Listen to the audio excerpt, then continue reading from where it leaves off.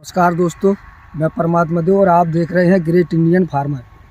आज मैं जनपद हमीरपुर उत्तर प्रदेश के गोहानी में हमारे मुन्ना भैया के फार्म हाउस पे आया हूं और यहां आप देखेंगे कि आपको इतनी सारी चीज़ें मिलेंगी कि लगभग 10-20 किसान मिल के इतना बड़ा काम नहीं कर पाते जितना काम मुन्ना भैया के पास होता है। यहाँ आपको आलू मूंगफली से लेके और आप ये कहिए कि 60-70% एग्रीकल्चर में जो क्रॉपें होती हैं मोटी मोटी और बड़ी बड़ी बहुत अच्छी वो सारी की सारी इनके फार्म हाउस पे एक साथ देखने को मिल जाती हैं। तो इस समय मेरे सामने है आलू की खेती। ये इसकी बुवाई हो चुकी है, जो जम रहा है, अभी जर्मिनेशन स्टेज पे है और मुन्ना भैया हमारे पास हैं। मुन्ना भैया नमस्कार। नमस्कार। और आप सभी को मेरा नमस्कार। आप मेरे फार्म पर आए, बहुत बहुत स्वागत आपका बहुत बहुत धन्यवाद। और मुन्ना भैया, ये आप जानकारी दें किसानों को। ज़्यादातर किसानों की ढेर सारी समस्याएं होती हैं इस फसल को लेकर। ज़्यादा समस्याएं ये होती हैं कि आलू छोटा आता है और जब फसल कटाई पे होती है हार्वेस्टिंग के टाइम पे तो वो हरा हो जाता है। इसकी वजह क्या होती है इसकी कि जो छोटा आता है हरा हो जाता है? अगर जो छोटा होता है उसमें माइक्रो न्यूट्रिएंट की कमी हो जाती है, न्यूट्रिशन की कमी हो जाती है। और हरा होने का कारण तो यह है कि उसकी मिट्टी अगर हट गई ऊपर से। अच्छा। आलू के मतलब मिट्टी कम चढ़ी या आलू ऊपर बोया गया, गहरा नहीं बोया गया, गहराई में बोवाई नहीं हुई और ऊपर बो दिया और आलू बाहर निकल आया मिट्टी से, तो वहाँ हरा हो जाएगा। वहाँ हरा हो जाता है। और न्यूट्रिशन की कमी से उसका साइज मेंटेन नहीं हो पाएगा, छोटा हो जाएगा। न्यूट्रिशन की कमी से वो छोटा हो जाता है। अच्छा, उसमें जैसे न्यूट्रिशन, मान लीजिए किसी किसान को उसमें न्यूट्रिशन देना है तो क्या देना चाहिए, कौन कौन सी न्यूट्रिशन देना चाहिए कि मतलब आलू अच्छा हेल्दी हो, अच्छा साइज आए, उसमें उत्पादन अच्छा हो? इसमें बुवाई के पहले आखिरी जुताई करने के बाद जो भी आपको डालना है, urea, DAP, potash, sulphur, zinc, लेकिन जिंक वो ना डालें, डीएपी के साथ वाली जिंक ना डालें। एक जिंक आती है जो डीएपी के साथ में पड़ जाती है। वो अलग से आती है, उस जिंक को डालें। अच्छा, नहीं तो डीएपी और जिंक मिलकर वो रिएक्शन कर जाएगी, नुकसान हो सकता है। मतलब इसमें एनपीके बना के डालना चाहिए बराबर यूरिया, डीएपी, पोटास, या इसकी मात्रा कम ज़्यादा?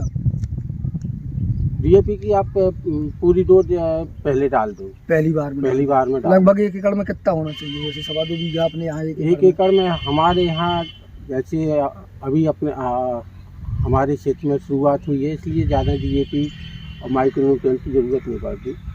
जैसे कि दूसरी जगह बताते हैं कि 1 बोरी 1 बीघा में डाल देते हैं। हाँ, मतलब 1 एकड़ में 2-2, 2.5 बोरी, 1 एकड़ में 2.5-3 बोरी तक डाल देते हैं। वैसी जरूरत नहीं है अपनी। मतलब बुंदेलखंड की जमीन में इतनी ज़्यादा आवश्यकता नहीं है। इतनी आवश्यकता नहीं है। यहाँ हमने केवल पिछले साल भी बोया था तो 20 किलो डीएपी और 20 किलो यूरिया 1 एकड़ में। 1 बीघे में मतलब 20 दूनी 50 किलो पर एकड़ अधिकतम। 50 किलो 1 एकड़ में अधिकतम 50 किलो। 50 DAP, 50 urea. हाँ, 50 यूरिया।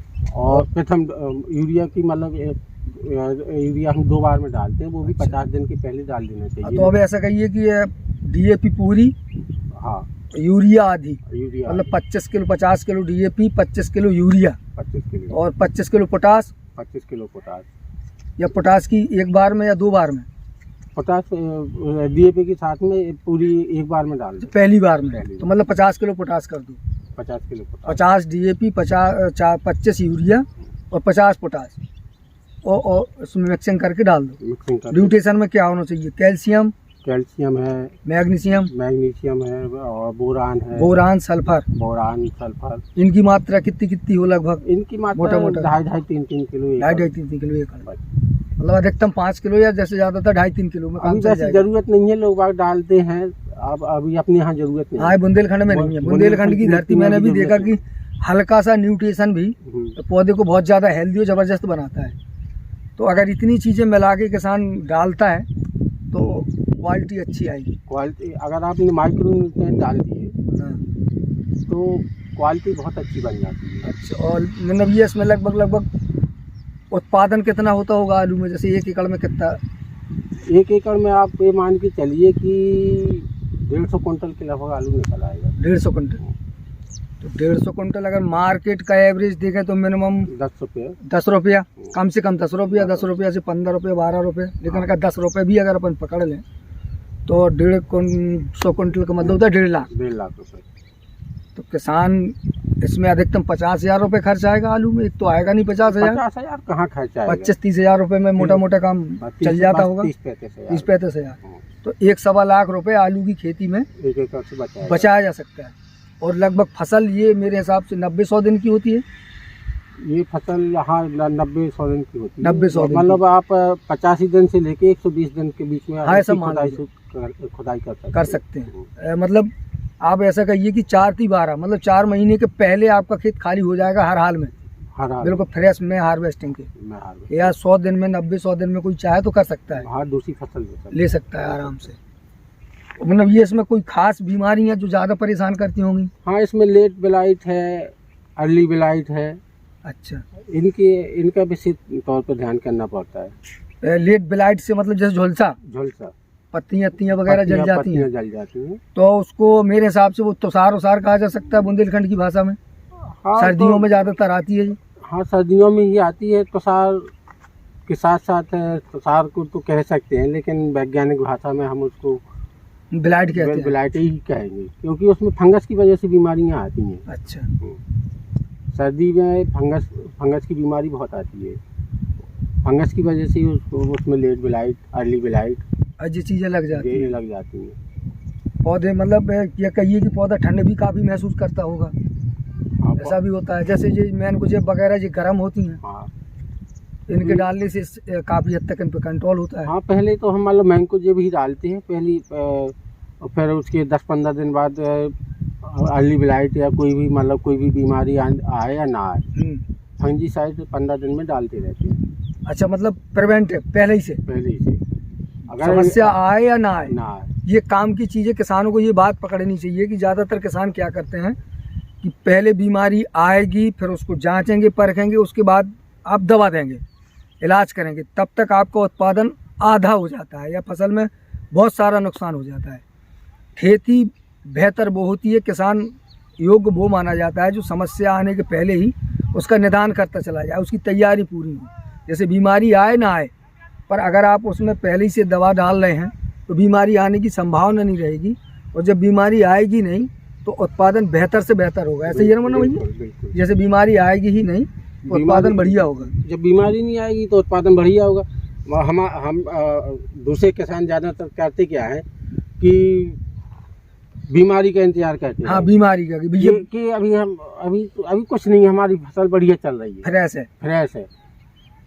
और जब बीमारी आ ही जाएगी, जब आप उसका इलाज करेंगे तब तक वो 15 दिन तो आपका मतलब उसका विकास रुक ही गया ना। विकास रुक गया, और उसके बाद वो ठीक होगी तब तक 1 महीना हो जाएगा। तब तक 1 महीना। अब 1 महीना का पीरियड आपकी फसल को 25-30% ले जाएगा। बिल्कुल ले जाएगा। और उसके बाद बीमारी ठीक हो पा रही है या नहीं हो पा रही है, इसकी भी कोई गारंटी नहीं।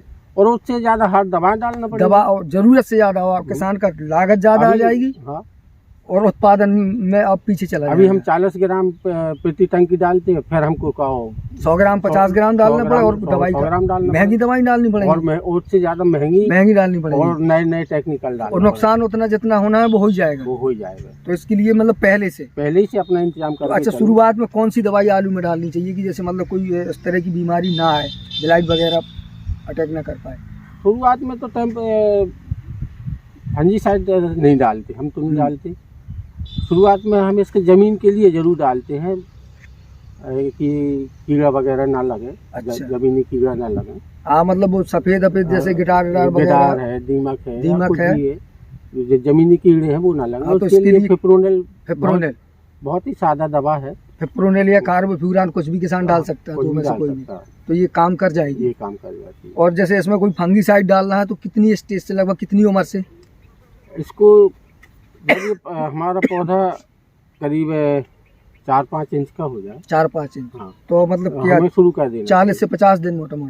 हाँ, 40-50 दिन। 40-50 दिन कि जैसे मतलब जब वो दिखने लगे अच्छे से, अच्छा से थोड़ा सा झोल बना ले, तब उस समय से शुरुआत कर देंगे। क्या डालना चाहिए पहली बार? तो सबसे मतलब हर जगह उपलब्ध है और सस्ती दवा है। मैंकोजेब ही डालें। मैनकोजेब किसी अच्छी कंपनी का मतलब लिया जा सकता है, जैसे BSF का है, BSF का है, बायर का है, सिजेंटा का है, जो अच्छी कंपनी अवेलेबल हो आपके पास में वो लेके डाला जा सकता है। उसके बाद दूसरा फिर उसी का मतलब कॉम्बिनेशन आता है का मैंकोजेब और मेटालेक्जिक नहीं, वो कौन सा है, कई चीजें आती हैं, जैसे सल्फर मिक्स आता है, या एक में वो साफ के नाम से, साफ में कौन सा होता है, कार्बनडाजिम प्लस मैनकोजेब, दूसरा उसका कार्बनडाजिम सिस्टमैटिक होता है और मैनकोजेब कॉन्टैक्ट होता है। पहले बहुत हल्की दवाओं से शुरुआत करते हैं। पहला स्प्रे बहुत ही मतलब केवल मैंकोजेब, फिर दूसरा स्प्रे कार्बनडाजिम मैंकोजेब, फिर मेटालेक्जिक मैंकोजेब, इस तरीके से मतलब थोड़ा मतलब बढ़ाते चले जाएंगे, और जब तक 3-4 स्प्रे हो जाएंगे और तब तक आपकी फसल आ जाएगी। तब तक हमारी मतलब आपको ये हाई फाई फंगीसाइड नहीं डालनी पड़ेगी, जैसे नेटिवो है और ये क्या कहते हैं, बड़ी बड़ी कंपनियां हैं, बहुत हाई फाई बहुत महंगे प्रोडक्ट हैं, एम स्टार वगैरह, ये बहुत हाई फाई महंगे। किसान की छोटे किसान की रेंज से तो बहुत बाहर हो जाते हैं। और अगर पहले ही से आप मैनकोजेब, मेटालेक्जिल या कार्बनडाजिम का उपयोग किसान करता रहे तो इनकी जरूरत नहीं पड़ेगी, यहाँ तक जाने नहीं पड़ेगा, वहाँ तक जाने नहीं पड़ेगा, क्योंकि हम मतलब पहले से इलाज कर रहे हैं उसका। और भैया इसमें कोई कीट लगता है ऊपर से, सघन पेस्ट वगैरह, छोटे छोटे मच्छर वगैरह, इस तरह की सफेद मच्छर की बीमारी इसी स्टेज पे आती है, छोटे में इस तरह से इस स्टेज पे आ जाती है। अच्छा, मतलब यहाँ ये परेशान करती है, इस स्टेज पे ज्यादा खतरा रहता है, वैसे वो कभी भी आ सकती है। तो एक मतलब उसमें जब दवा डालें तो उसमें मिला के डाला जा सकता है कोई कीटनाशक। जब हम ट्रीटमेंट करते हैं जी, आलू बुवाई के पहले जब हम ट्रीटमेंट करते हैं तो इमीडाक्लोप्रिड और एक फंजीसाइड, अच्छा, उसको मिला के ट्रीट करते हैं, उपचारित किया पहले उपचारित करके बुवाई करते हैं। मतलब कार्बनडाजिम और इमीडाक्लोप्रिड दोनों को उसमें, आलू को उसमें लपेट दिया सके सीधे उसमें मतलब उसके घोल में आलू को डुबोया और उसके बाद बुवाई कर दी, तो ये समस्या फिर नहीं आएंगी। हाँ, ये फिर उसके बाद जब ये बड़ा हो जाएगा, 40-50 दिन का हो जाएगा, तब फिर हम उसमें दूसरे कीटनाशक डाल सकते हैं अगर मतलब कोई अटैक है तो। या आलू में हल्का फुल्का आता है, वैसे सर्दियों में मतलब ऊपर से अटैक बहुत कम है, फंगस का ज़्यादा अटैक होता है। अच्छा, मतलब कीट ज़्यादा आलू में परेशान नहीं करते, और ये जाके करेगा आपको फरवरी-मार्च में करेगा, लास्ट में मार्च में जब टेम्परेचर बढ़ना शुरू होगा तो तब इसमें पिछले साल मेरे खेत में बहुत, तब तो फिर इसकी हार्वेस्टिंग आ जाएगी मार्च तक। हाँ, मार्च तक तो हार्वेस्टिंग हो, तो फिर दवा का कोई ज्यादा इशू है नहीं। वैसे लेट अगर हो गए आप, हाँ, अगर लेट बुवाई हुई जैसे जनवरी या फरवरी के फर्स्ट वीक में तो हो सकता है, तो एक आध स्प्रे करना पड़ेगा, एक आध स्प्रे मतलब एडवांस में कर देना चाहिए। हाँ, मतलब हल्का फुल्का की, ताकि कीट ना लगे। कैसे अगर कीट ने भी इसका रस चूसा तो जो भोजन बनाने में पिछले साल मैं लेट हो गया था, तो हमें अमेरिकन फाल आर्मी एक सुड़ी लगती है। अच्छा, इसी में आलू में मतलब अमेरिकन सुंडी इंडिया में कैसे आ जाती है? वो आ गई है, बहुत प्रकोप है। अच्छा, अमेरिकन फाल आर्मी का कमाल है। ऐसी चीजें पता चला सरकार एक्सपोर्ट कर लेती है, दलित किसान बेचारा मर जाए, उसको यही नहीं मालूम कि जो सुंडी अमेरिका वाली है, हवा से उड़ती हुई आ गई, कैसे आ गई। बहुत सारी ये तो बहुत सारी फसलों में बहुत ज़्यादा प्रकोप है। बैगन के किसान भी इससे बहुत ज़्यादा परेशान हुए इस साल। इस पर चर्चा किसी अगले वीडियो में करेंगे। फिलहाल जानकारी कैसी लगी, वीडियो अच्छा लगा हो और ढेर सारी जानकारी आपको चाहिए हो मुन्ना भैया से, तो मैं इनके फार्म पे आता रहूँगा और बहुत चीज़ें हैं इनके फार्म पे, इनसे भी पूछता रहूँगा और जितना मुझे बन पड़ेगा मैं बताने की कोशिश करूँगा। तो वीडियो को लाइक, शेयर और कमेंट ज़रूर करिएगा। नमस्कार।